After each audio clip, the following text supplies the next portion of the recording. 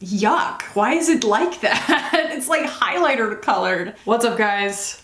Welcome back. Today, we are dipping back into the potentially toxic relationship of me and ROEN Beauty.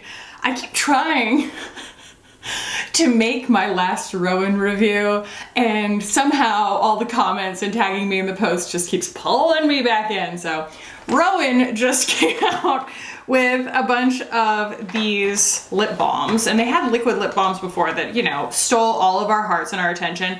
Also, somewhere between my phone being laggy and their website being laggy, I ended up ordering 2 of some of the lip balms. So I hope I like them. So this is the Tinted Lip Oil Balm. They came out in 3 shades, Alba, Scarlet, and Stella.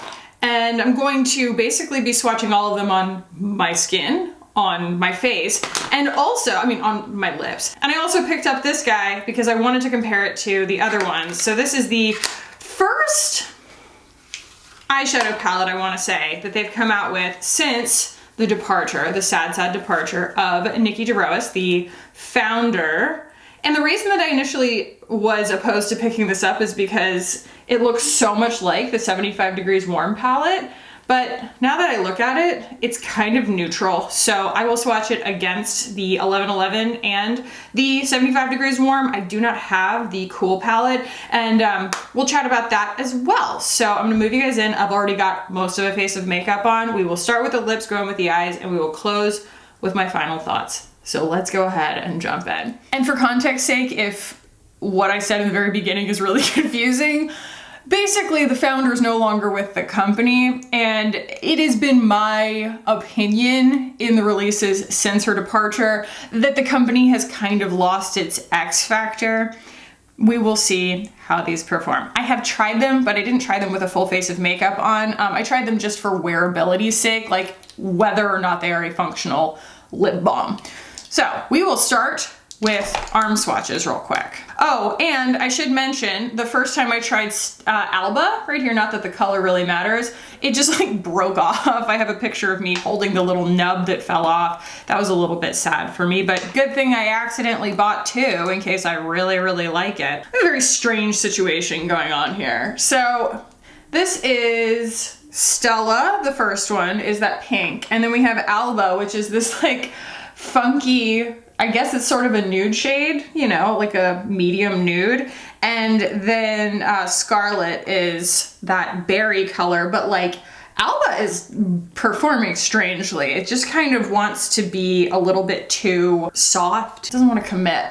They don't have a smell. They just kind of smell like the ingredients. And I'm gonna go ahead and swatch those on my face, my mouth, because I don't think that that was particularly helpful. So let's do that. Stella.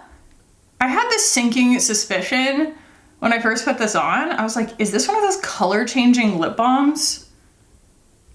Like, is it? Because it looks clear and then it goes like hot pink. I hate those formulas. It seems like it's changing color, doesn't it? Oh yeah. What? So yeah, this one, Stella, at least to me, seems like it's doing that color changing chemical kind of thing, which to my knowledge, I don't know, I checked the ingredients, I checked the description on the package, doesn't seem to be one of the selling points, but maybe I need to specifically read the Stella box. I don't know, but it goes on clear and it turns pink. And that's just me trusting my eyes, that's all. So that's Stella, guys. The most relevant comparison that I can make with these formula-wise is that they behave a lot like the Cosmetics little lipstick guys. I can never remember the name of them, but you know, the way that they are in a lipstick tube, especially this shade right here, in that it's so soft that it doesn't even really seem like it should be in a lipstick bullet. It almost just feels too soft for that. But the other ones hold their structure better. So I don't know. This one's just a little bit weird. Yeah, it's really, maybe I just roll it down a little bit. I'm not sure. I'll just do this. I don't really know why I'm having such a personal struggle with this right now. I'm also not left-handed, so I don't know why I'm doing that.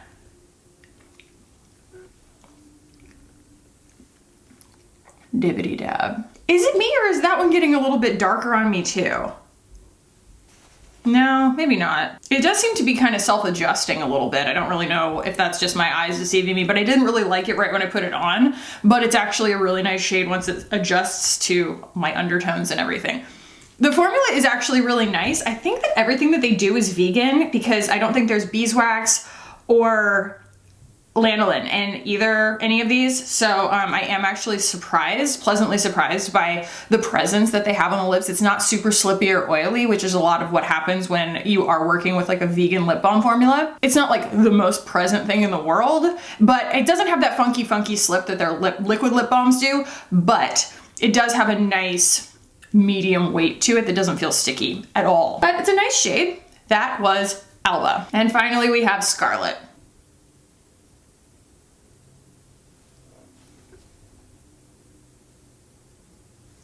Sorry, I was waiting to see if it was like changing color as I put it on. I do really dig the teeny tininess of any bullet like this. You know, it does remind me of the M Cosmetics one, reminds me of the Victoria Beckham little baby bullet. And they go on really evenly, and I really can't figure out the nature of this pigment and how it seems like it gets a little bit richer as it sits on your lips like for a couple of seconds.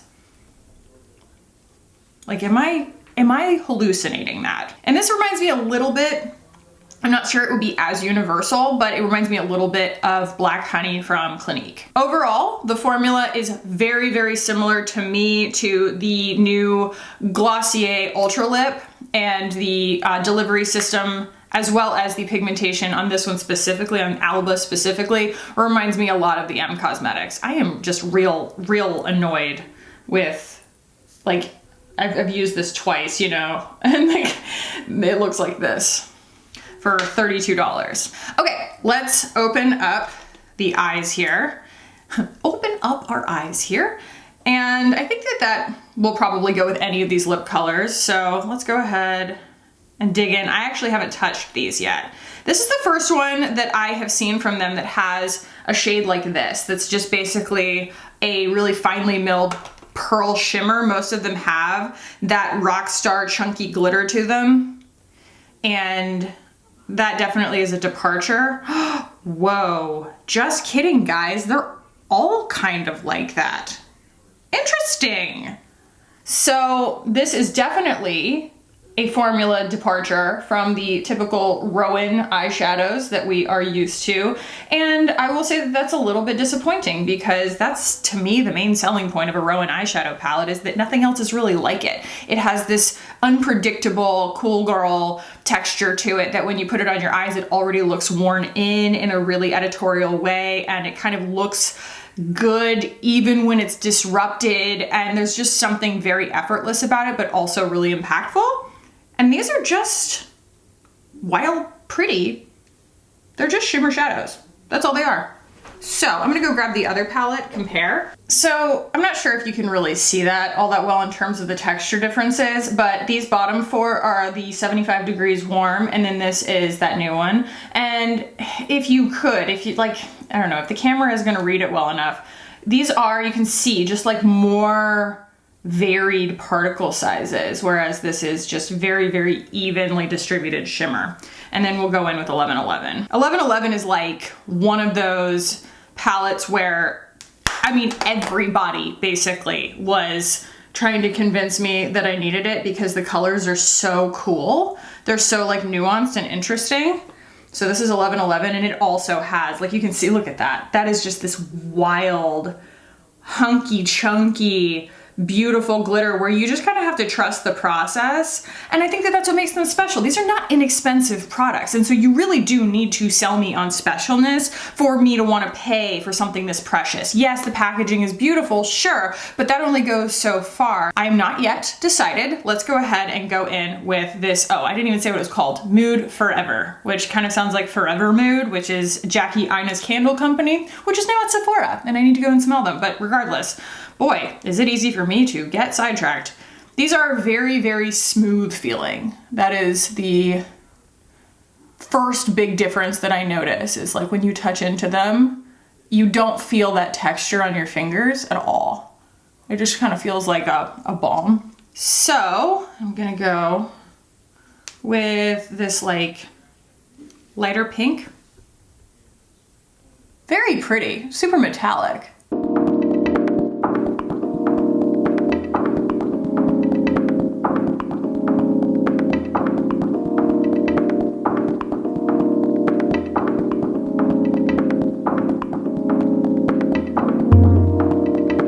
Nice little apricot color going on, and then I don't know, I'll grab, this one's actually really a cool color. It is this one right here, and you can see that it does have a nice shift to it. It is like brown, green, pink. And that's probably the most sooty color in here, which to me is like the grungy appeal of ROEN. So that shade's actually really, really nice. I am gonna grab a brush and just blend these a little. They build really beautifully. Try and get a better shape than I could do with my fingertips, but maintain that nice saturation around the lid. I'm not getting as much. There we go. These will crease on you, so, you know, that's just the nature of the formula. I think that, you know, the worn-inness of it is sort of by design. Coming in with a chip on my shoulder with this review, because I've been burned in the past. I definitely had my doubts, but that is extremely pretty. That's extremely pretty. And then the only shade that I didn't use is this other, like, almost like a taupe shift blue. I don't think there's room for that on my eyes right now, but it's very, very pretty. The thing that's not working here is this lip with this eye. That's better. I do like that shade. It's really pretty. I wish that the bullet worked better. Just gonna throw some mascara on real quick.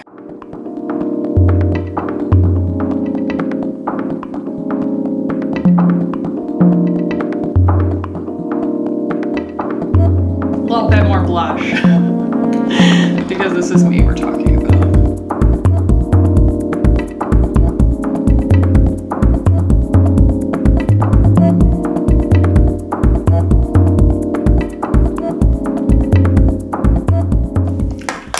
Okay, I'm gonna move you guys out. We are going to discuss pricing, claims, and my final thoughts and maybe what I might recommend in lieu of these. So let's do that. Ew. Do you guys see this? This is my ROEN lip balm, my liquid lip balm from the most recent release, and it has turned yellow at the top. What's going on? I don't know, that's gross. It just happened to be sitting there. Yuck, why is it like that? It's like highlighter colored. I don't want to put that on my lips. I have not even had that long. Okay, so in a very relevant turn of events, I have all of the Glossier Ultra Lips that I bought for review, and they happen to line up pretty darn well, shade-wise, with this release. So I'm gonna go ahead and swatch that, along with a couple from Rare Beauty, which I think are also relevant to compare, and one from Cosmetics. Oh my gosh, I'm wiping glitter everywhere. Okay, there is no glitter in any of these lip colors, so if you see glitter, don't believe your eyes. I'm in swatch hell. Scarlet just broke too. Bye. Look at that. Look at that. This one just did it too. Guys, I swear I'm not being aggressive. This is so not okay. They have now all done that. And I don't even know where that just went. These swatches made sense until I added the last row of three. So these are the ROEN ones that all just broke off. So again, that is Alba, Scarlet, and Stella. And then we have the Glossier Ultra Lips, which I feel like line up pretty well. This is Villa, Ember, and Lucite. And then right here, this is a little random. This is the Cosmetics in Venetian Rose, which happens to be one of my favorite shades of all time. And then we have Thankful and Compliment from the Rare Beauty. She calls it a tinted lip balm, but it is very much like a lipstick, very much like these. I would say it's more pigmented than all of the rest of them. And I actually really like the ones from Rare Beauty. They just are a little unexpected in terms of how saturated they are. But if you just prepare yourself, prepare your expectations as if it is a glossy lipstick instead of a tinted lip balm, you know, They're really, really good. So let's chat prices. So each of these tinted lip oil balms is $32, which is a little bit bonkers if you ask me. 87% plant-based, clean, vegan, and cruelty-free. I do want to say that the Glossier ones are also vegan. I'm not totally sure. Let me check, but I know that they are also unscented. Yes, they are cruelty-free, vegan, conditioning, enhancing, buildable, blah, blah, blah, blah. And the Mood Forever eyeshadow palette is $46. This hero palette was designed with 4 flattering and harmonious shadows that will quickly become your go-to palette for every mood and occasion. Create a silky smooth base for your eyes with crema. Build up, definite, oh blah. Each shade meticulously designed to wear alone or to seamlessly blend, layer, and mix. These buildable shadows offer a long-lasting illuminating effect you are guaranteed to adore. Okay.